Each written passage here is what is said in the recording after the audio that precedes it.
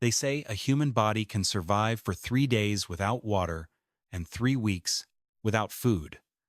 But they never tell you how few minutes it takes for a mountain wind to strip away your dignity and make you ready to curl up and die. By the Cullman time I crossed the high boundary of Leslie County, I had lost track of what it felt like to be a person who belonged somewhere. It was November 14th, a DO win, Thursday, a day I kept tucked in my head like a dry coin, because counting the day, passing of time, was the only thing keeping my mind from drifting away entirely. Exactly 28 days had gone by since I watched the front door of my family's house in Corbin, Kentucky, slam shut behind me for the last time, ending a long and quiet tragedy of family decay that left me with no choices and nowhere to turn. I was only 18 years old, carrying a heavy canvas military surplus bag that contained everything I owned in this world. My entire fortune amounted to $48 in crumpled bills, a case trapper pocket knife my uncle had given me when I turned 14, a half-empty sleeve of generic saltine, crackers, and a stubbornness that most people would have called plain foolishness. I had turned my back on Corbin and started walking north toward the vast, dark stretches of the Daniel Boone National Forest, because the cold woods felt more honest than the town I was leaving behind. My boots had stopped being waterproof back in October, when the sole of the left heel started separating from the leather, allowing a cold, wet seep to soak my sock with every mile I walked. I had been hiking along a ridge that sat somewhere above 4,000 feet, where the trees grew stunted and twisted by the high winds, and the cold was a physical presence that pushed against my chest like a hand. I didn't have a tent, a sleeping bag, or a map, just an old highway road atlas that didn't show the high, folded hollows of Wolf Ridge. The locals back down the trail called this area Deadman's Peak, a place where the old timber crews had cut out the Deadman's Peak, virgin oak and poplar, 30 years ago before leaving the land to the laurel, thickets, and the silence. My fingers had gone stiff inside my thin cotton gloves, and the weight of my canvas pack was grinding into my collarbones, making every step a slow battle against gravity. I knew that walking through these mountains in late autumn without shelter was a quick way to freeze, but when you are 18 and have nothing left to lose, you don't spend a lot of time worrying about how the story ends. You just keep your head down, watch the work, heels of your boots, and try to make it to the next bend in the trail before the next. Dark catches you. The light didn't fade that evening. It was simply extinguished by a thick, heavy wall of gray cloud that rolled over the high gaps of Wolf Ridge from the northwest. The wind came sideways off the cliffs, carrying a dry, granular snow that didn't fall from the sky so much as hunt through the trees, finding every gap in my collar and every seam in my worn denim jacket. I had dropped down off the main ridgeline to find some shelter from the gale when my left boot went through a thin shelf of hidden ice. My foot plunged into the black, moving water of Granny Creek, and the cold hit my flesh like a heavy iron clamp. Freezing water like that isn't just cold. It is a violent sensation that robs you of your breath and makes your heart stutter in your chest. I scrambled up the opposite bank, gasping, my saturated boot making a heavy, squelching sound. In the fresh snow, as I stood in the deep shadow of the spruce trees, I tried to walk, but within 50 yards, the pain in my left foot began to subside, replaced by a dull, heavy quiet that I knew was the first stage of frostbite. When your foot stops hurting in the winter woods, the mountain has made a decision about you, and you have very little time left to argue with it. I stood there in the dark, my flashlight beam shaking against the white ground, trying to calculate how long I could keep moving before my leg went completely numb and I sat down for the last time. That was when my flashlight caught something that didn't belong to the natural shapes of the forest. Through the thick laurel bushes and the drooping branches of the hemlocks, I saw a sharp, level line where the snow had piled against a flat surface. I scrambled through the thicket, my frozen left leg dragging behind me like a heavy branch, and found myself standing in front of a small cabin. It was partially buried under the branches of two massive hemlocks, looking as though it had been set down in the hollow and then completely forgotten by the world. The walls were constructed of heavy, square-cut pine logs, notched at the corners with a level precision that showed the maker had spent a lot of time ensuring the structure was tight. The tin roof had a steep pitch designed to shed the heavy mountain snow, though I could see where a section near the bride, eastern eave, had peeled back like a lid, allowing the elements to reach the interior ceiling. The single door was made of heavy hemlock planks hung on hand-forged iron pintles, secured with a simple wooden latch that was free of any padlock or chain. I stood in front of that door, my shivering so violent now that my teeth clicked, together with a sound like dry gravel, and I wondered what might be waiting inside a structure that looked as though it hadn't been opened in decades. Part of me was terrified of finding a hibernating bear, a nest of copperheads, or a rotten floor that would drop me straight into a wet cellar. But my left foot had gone entirely silent, and my hands were so stiff I had to use both of them, together, just to lift the wooden latch. When the door swung inward, it made no klazan sound on its iron hinges, and a smell rolled out into the dark that was different from the wet, cold air of the forest. It was the dry, dusty smell of old wood, cedar shavings, and wood smoke that had settled so deeply into the wan pine logs that it had become part of the structure itself. The interior of the cabin was pitch black, but when I swept the beam of my flashlight across the floor, I saw that the wood was dry and intact. The floor was made of heavy split-log puncheons, the flat sides turned upward and worn smooth by years of use, showing no signs of the dry rot or water damage I had feared. I stepped inside and closed the heavy hemlock door behind me, lifting the wooden bar into its bracket with a loud, hollow thud that shut out the brace placed blank 300. Screaming of the wind. The silence that followed was immediate and heavy, a thick, protective quiet that made my ears ring after hours of listening to the quiet roar of the gale on the ridge. I propped my flashlight on the corner of a rough wooden table and took inventory of the small room, my hands shaking so badly I could barely keep the light steady.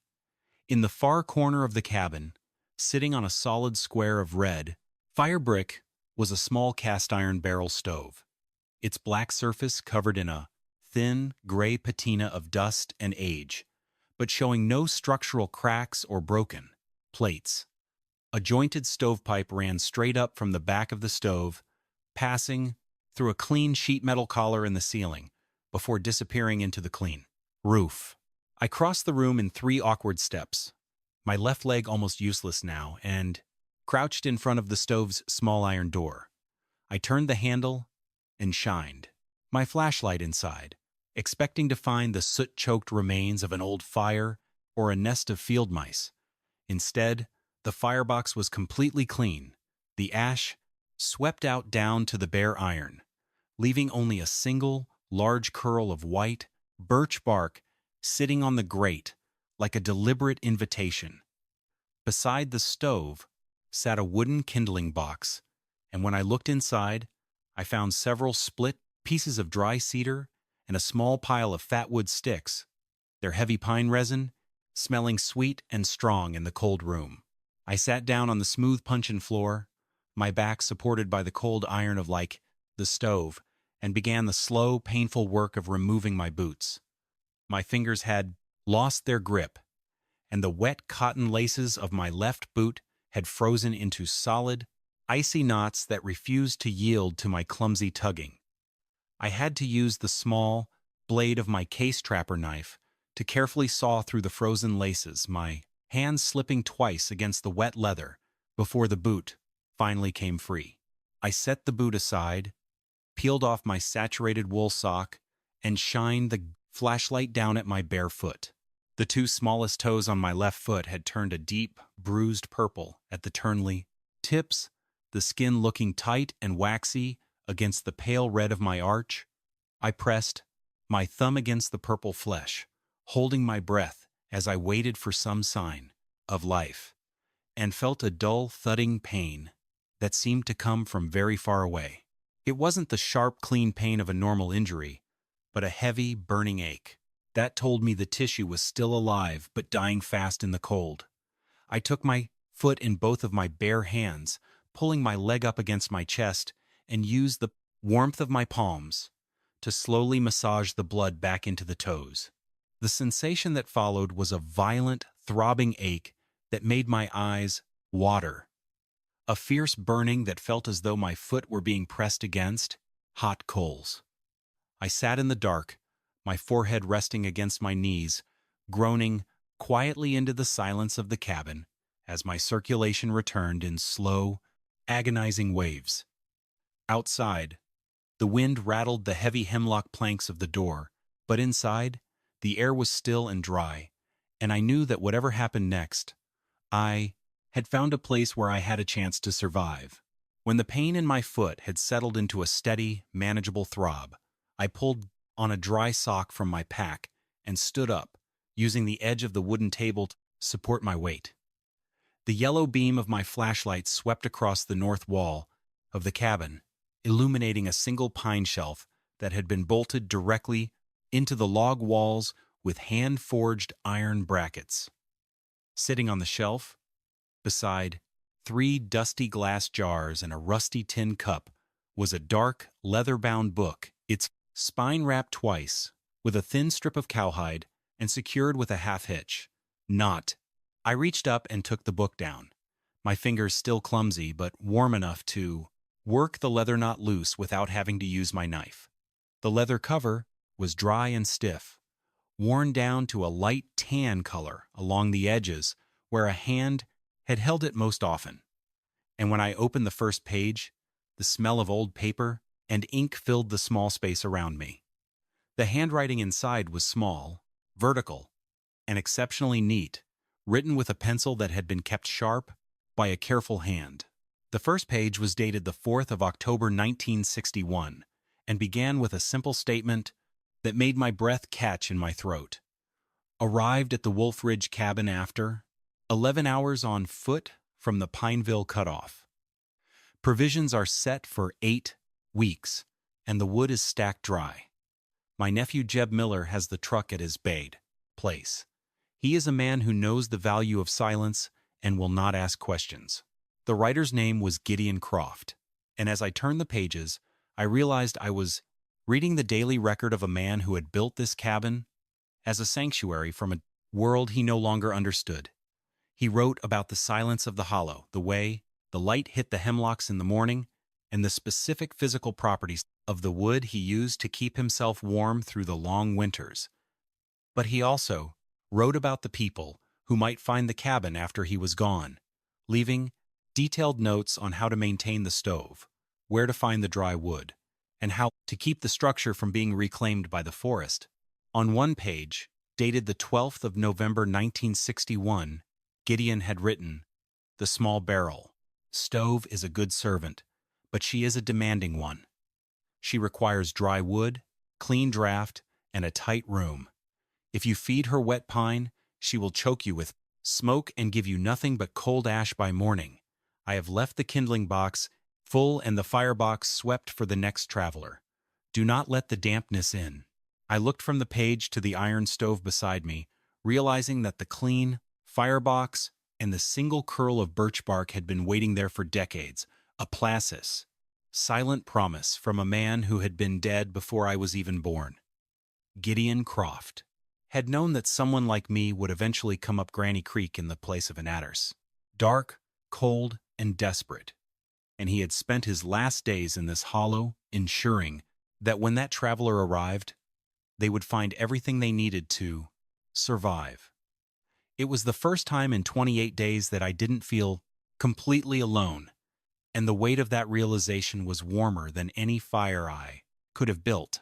Before I could light the fire, I knew I had to address the draft that was coming through the northwest corner of the cabin.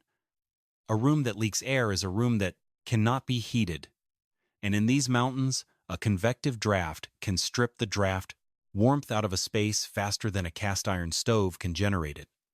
I shined my flashlight into the corner and saw where the dried clay chinking had cracked, away from the pine logs, leaving a gap nearly 2 inches wide where the dry snow was blowing through in a thin, steady stream. I went to my canvas pack and pulled out a small roll of yellow fiberglass, insulation that I had stuffed into a plastic garbage bag before leaving Corbin. It was an old habit I'd picked up from my grandfather, who always told me that a careful man never goes into the woods without something to plug a hole with. I tore off a handful of the yellow wool with my bare hands and used the flat edge of my case trapper knife to pack it tightly into the gap between the logs, working from the floor up to the ceiling. I worked methodically, ensuring that every inch of the seam was filled and that no cold air could find a way through. As I worked, I could feel the difference in the air around my knees, the thin, freezing current that had been moving across the floor began to slow, and the whistle of the wind against the logs softened into a dull, distant murmur. But the corner draft wasn't the only leak in the cabin's thermal envelope. I shined my light up at the ceiling and saw where the sheet metal collar around the stovepipe had pulled away from the rafters, leaving a dark, wet ring where inches snow melt had been wicking down the iron. I remembered Gideon's notes about the tin roof, and I crossed to the north shelf to look for the tin of roofing tar he had mentioned in the ledger. I found it, behind the dusty glass jars, an old, dented coffee can with a wire handle, the tar inside covered in a dry, gray crust, but still thick and black underneath. I took a small split stick of pine from the kindling box and used it to dig out a large, sticky chunk of the black tar, then climbed onto the wooden table to reach the ceiling collar. The metal was cold as ice, but I used my fingers to press the tar tightly into the seam around the pipe, sealing the gap where the sky was trying to find a way in. The tar was sticky and hard to work in the skitten, cold, but I kept at it until the seam was completely closed, and the drip of cold water onto the stove's top plate had stopped. I wiped my hands on my jeans, climbed down from the table, and stood in the center of the room, listening to the quiet. The cabin felt different now, not warm, but still.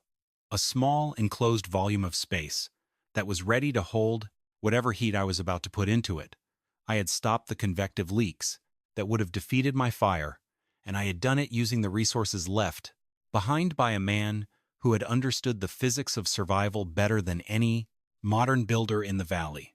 I crouched in front of the open door of the cast-iron stove, my matchbook held tightly in my steadying hands. I pulled a single wooden match from the book, struck it against the abrasive strip, and held the bright yellow flame to the corner of the white birch bark on the grate. Birch bark is a wonder of nature. Even when it has sat in a cold stove for 40 years, the natural oils in the bark will catch from a single spark, burning with a fierce, hot flame that smells of tar and clean forest. The bark curled and flared, the yellow light throwing long, dancing shadows across the log walls of the cabin and illuminating the dry cedar shavings Gideon Echlewanis had laid underneath. Within 30 seconds, the cedar caught, the dry, fragrant wood crackling. As the fire began its upward climb through the kindling box, 2 sticks, I watched the fire grow with a methodical focus, refusing to add the larger logs until the kindling had established a deep, stable bed of red coals.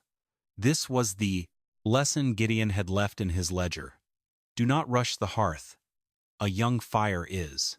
Like a young man, it has plenty of flame but no depth. You must build the coals before you can ask the wood to hold. I waited until the cedar shavings had burned down to a thick, glowing red layer, then carefully placed 2 small split pieces of red oak on top, leaving a processless 3-inch gap between them to allow the air to circulate. The wood was bone, dry. Having sat in the protected dry storage behind the cabin for decades, it caught without any of the hissing or smoking that wet wood produces. The differences between dry wood and wet wood are fundamental to survival. When you burn wood with a high moisture content, the heat of the fire is wasted, boiling off the water inside the cells, turning the energy into steam and creosote instead of usable warmth. A pound of wet pine might release only half the heat of a pound of dry oak, while coating your chimney flue with a sticky, flammable black tar that can easily cause a chimney fire. Gideon's dry oak burned with an intense, silent heat, the flames wrapping around the log surfaces and turning the dark wood into a clean, glowing source of energy that began radiating outward within 10 minutes. The cast iron plates of the barrel stove ticked as the metal expanded under the plate. Heat, and I could feel the draft pulling through the intake vent with a low, steady hum that sounded like a living thing. I closed the iron door and adjusted the damper draft to half open, slowing the burn to a steady, efficient rate that would keep the logs lasting through the night. I sat back on the single wooden chair, my hands held out toward the warm iron, and watched the frost on the south window begin to melt, running down the glass in thin, clear streams. The temperature inside the cabin began to rise, climbing from below freezing to a stable, comfortable 63 degrees within an hour. In the warm room, the smell of cedar, wood smoke, and hot iron filled the space, and I felt the last of the deep, marrow-deep chill leave my bones. I looked at the dark leather ledger sitting on the bunk beside my pack, realizing that every detail of this comfort had been engineered for me by a man I would never meet, and the gratitude I felt was stronger than the heat of the stove. By the third week of November, the first light snow had settled permanently into the hollows of Wolf Ridge, and my basic provisions were running low. I needed salt, fatback, and some heavy polypipe to fix the water source before the ground froze solid, so I pulled on my dry boots and made the long hike down to the small valley town of Pineville. The Pineville Co-op was the center of the local logging and farming community, a diction of bruising, large, drafty building that smelled of feed, kerosene, and wet wool, where men gathered around a potbelly stove to talk about the weather. I walked inside, my canvas pack empty on my shoulders, and began selecting my supplies from the plies. Wooden shelves, a 5-pound bag of salt, a slab of salted pork, 2 cans of dried beans, and a 45-foot coil of 3/4-inch black poly pipe. Jeb Miller, the store owner, was a heavy-set man with graying hair and a quiet, watchful face. He rang up my purchases on the old brass cash register, his eyes lingering on the black poly pipe and the case trapper knife tucked into my pocket. "You're that boy staying up at the old Croft cabin, aren't you?" Jeb asked, his voice low and level. I nodded, placing my remaining cash on the counter. "Yes, sir." Silas Vance, a group of 3 loggers sitting by the stove, stopped talking, their faces turning toward me with a mixture of curiosity and skepticism. One of them, a tall man in insulated overalls named Paul Dietrich, snorted and spat into a braspitoon. "You won't make it to January up there, kid," Dietrich said, shaking his head. "That ridge catches every bit of wind coming off the gap. That old cabin has been empty since '61, and the logs are probably rotted through. You'll run out of wood before the hard freezes hit, and there's no road up Granny Creek for Aresque." The other men nodded in agreement, their faces showing the quiet confidence of people who had lived in these mountains their whole lives and believed they knew exactly what was possible. They saw me as a foolish kid from town who didn't understand the reality of a mountain winter, a drifter who would be begging for a ride back to Corbin before the first real blizzard hit. "The logs are sound," I said quietly, taking my change. "And the roof is patched." Jeb Miller didn't join in the laughter. He looked at me for a long moment, his eyes moving from my face to the black polypipe on the counter, and then he reached under the shelf and pulled out a small brass hose clamp, tossing it into my bag. "Gideon always used 3/4-inch pipe for the spring," Jeb said, his voice quiet. "He said the flow stayed steady if you kept the line clean. You mind your head up there, Silas." I thanked him, packed my bag, and walked out of the store into the cold, wet afternoon air. ignoring the quiet comments of the loggers behind me. They believed the mountain would break me, but they didn't know about the ledger, and they didn't understand that I wasn't fighting the wilderness. I was following the wild air, footsteps of a man who had already solved the very problems they said would destroy me. The water problem was the most critical challenge facing me as the November temperatures began their steady decline. I had been hauling water from Granny Creek in 2-gallon plastic jugs, a slow and exhausting task that required me to climb a steep, 50-degree slope of wet earth and loose shale twice a day. In the deep winter, that slope would turn to a sheet of solid ice, making the brocklist climb dangerous, and if I slipped with a full load, I risked breaking a leg with no one within miles to hear my call. I needed a reliable, continuous source of water that ran directly to the cabin, and the answer was in Gideon's ledger. On a page dated the 14th of October 1961, Gideon had sketched a detailed schematic of a gravity-fed water system that used a small, natural pool 40 feet above the framed cabin as a reservoir. The blueprint was drawn with a carpenter's precision, showing the elevation drop, the pipe diameter, and the specific method for preventing the line from freezing during cold snaps. Gravity is the only servant that never goes on strike, Gideon had written. If you have a 25-foot vertical drop over an 85-foot horizontal run, you will generate approximately 17 psi of head pressure at the outlet.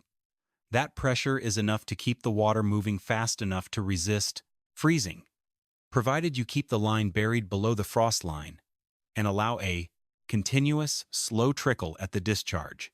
I spent 3 days clearing the line, using my spade to dig a 20-inch deep trench through the rocky clay soil along the staked path Gideon had marked out decades before. The work was brutal, my shoulder muscles aching under the strain of breaking through the frozen crust of the earth and lifting the heavy, red clay. I found the remains of the original galvanized line rusted, split, and buried in leaf mold, and I used my handsaw to cut out the damaged sections, replacing them with my new black poly pipe. I connected the new pipe to the old brass fittings using the hose clamps I'd found in the co-op, sealing the joints with a layer of plumber's tape to prevent any pressure loss. The physics of a gravity-fed water system are simple but require absolute precision and execution. If the line has any high spots where air can collect, an air-18 airlock will form, stopping the flow of water completely. The pipe must fall continuously from the intake to the outlet, with no sharp bends or sagging loops that can trap bubbles or slow the velocity of the liquid. I used my hand level to check the grade every 10 feet, packing gravel around the pipe to keep it level and stable before backfilling the trench with clay. By the afternoon of the third day, the line was buried and tamped flat, the black pipe disappearing into the ground near the cabin's eastern foundation, emerging 40 feet up the slope at the edge of the creek pool. I had followed Gideon's schematic down to the inch, using his experience to solve a problem that would have defeated any builder who relied on modern pumps or electricity. The final step in the installation was preparing the intake end at the natural pool of Granny Creek, where the water was deep, clear, and ran slow enough to avoid carrying loose silt into the pipe. The temperature had dropped to 19 degrees on the morning of November 27th, and a thin, glass-like skim of ice had begun forming over the surface of the pool. I worked carefully, my gloved hands cold as I cleared away the wet leaves and decayed wood from the gravel bed of the pool. I set the intake end of my poly pipe into the center of the pool, wrapping the perforated brass screen in a nest of clean, coarse river gravel to act as a natural filter.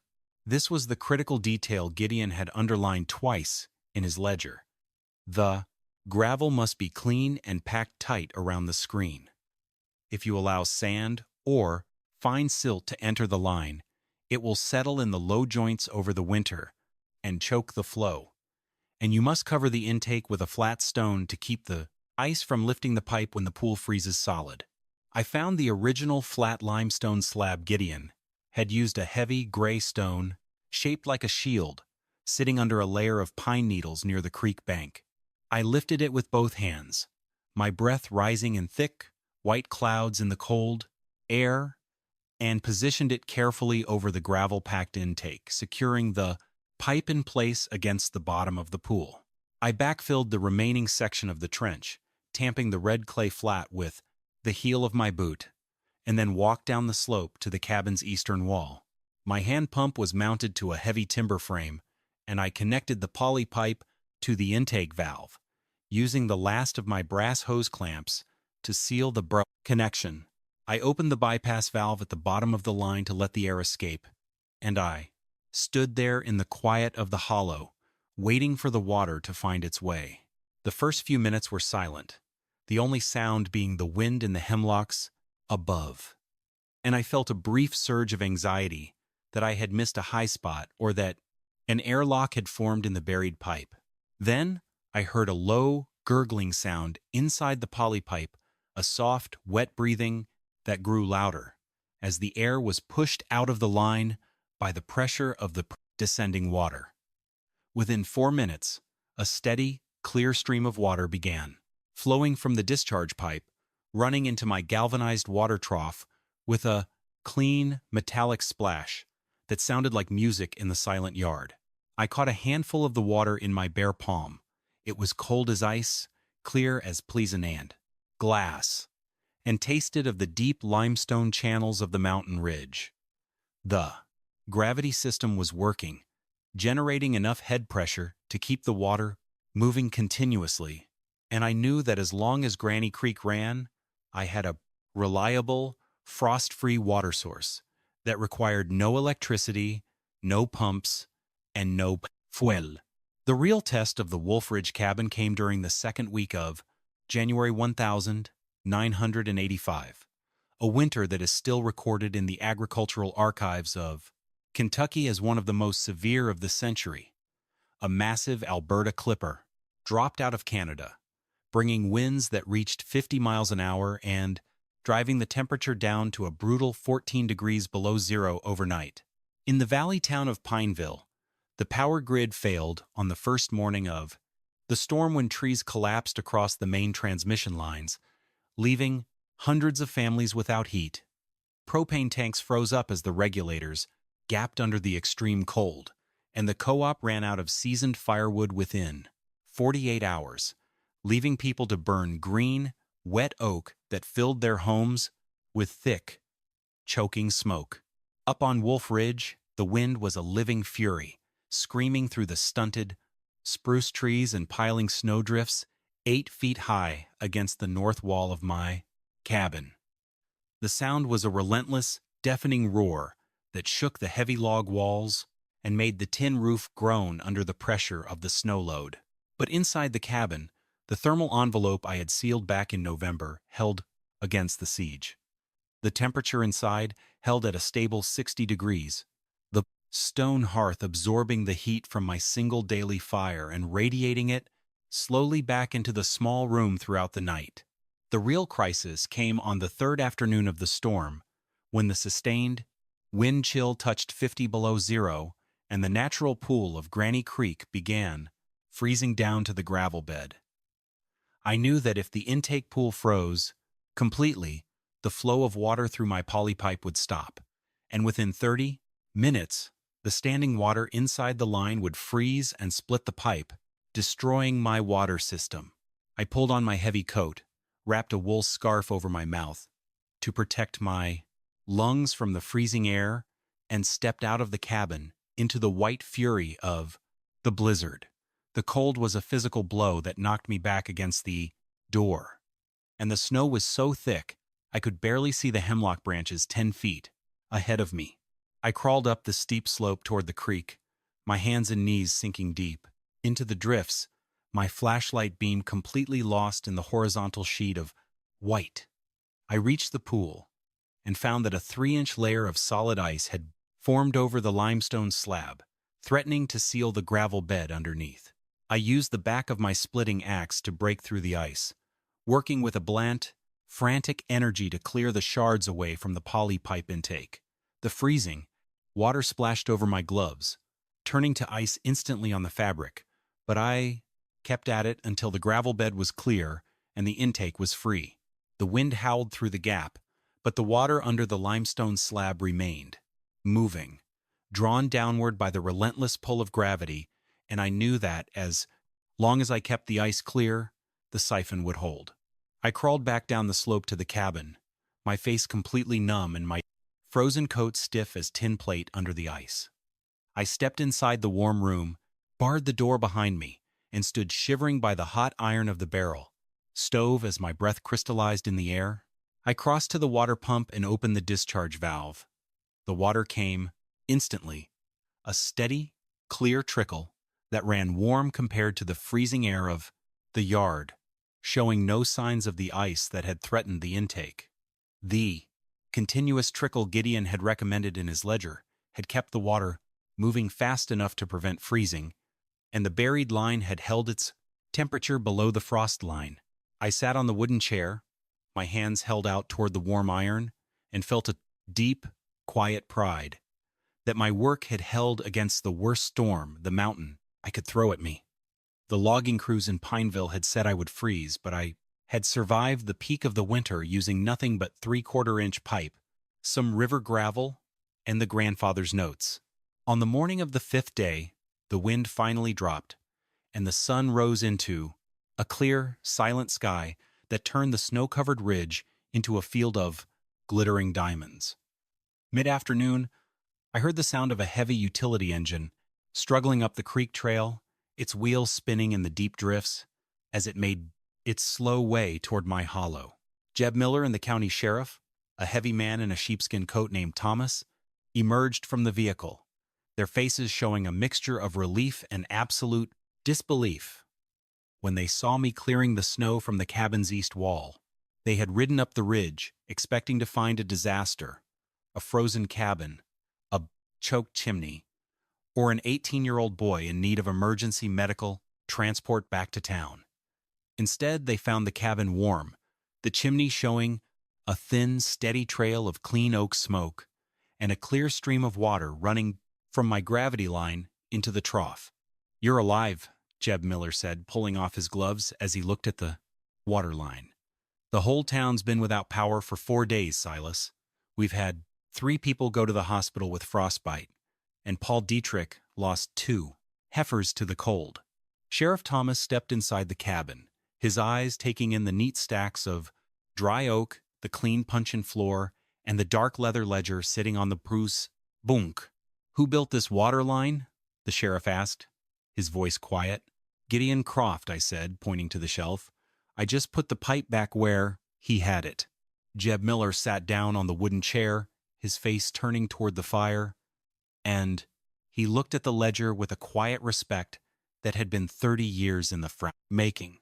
Jeb Miller reached out and touched the dark leather of the ledger, his fingers running along the worn spine and the half-hitch knot. "Gideon Croft was my mother's brother," Jeb said quietly. "He came up here in '61 after his wife died of the fever, and he never came back down.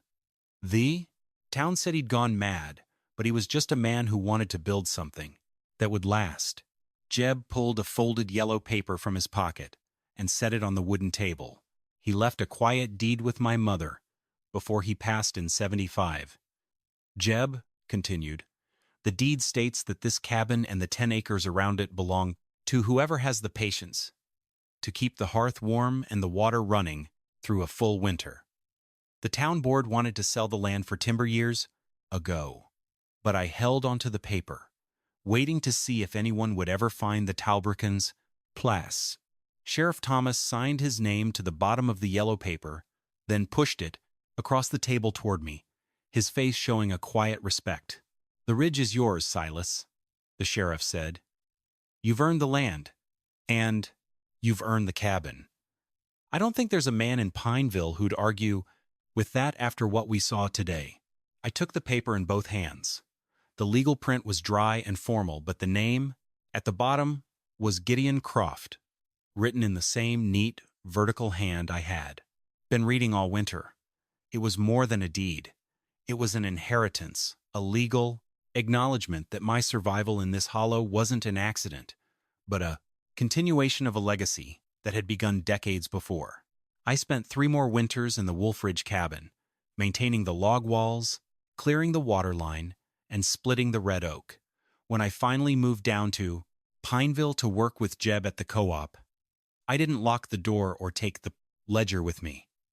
I left the firebox swept down to the bare iron, the kindling box full of dry cedar shavings, and the leather-bound book sitting on the north shelf. And I placed a single perfect curl of white birch bark on the grate, ready for the next lost traveler, who would come up Granny Creek in the dark, cold and desperate, looking for a way to survive. The Wolfridge cabin still stands today, its square-cut log walls gray with age, but solid as the day Gideon Croft notched them. The black poly pipe still runs, below the frost line, carrying water down the steep slope from the natural pool of Granny Creek without the need for electricity or fuel. Visitors who hike up Painter Knob sometimes find the place, step inside the dry room, and find everything prepared for a fire. If you ever find yourself on Wolfridge in the dark, with a wet boot and a freezing wind at your back, lift the wooden latch and step inside. The mountain is harsh, and the winter is long, but the cabin is warm, and the hearth is waiting. If this story of traditional engineering and quiet resilience landed for you, please subscribe to our channel and share your thoughts in the comments below. Stay warm out there, and remember that sometimes the best way forward is to follow the steps of the ones who came before.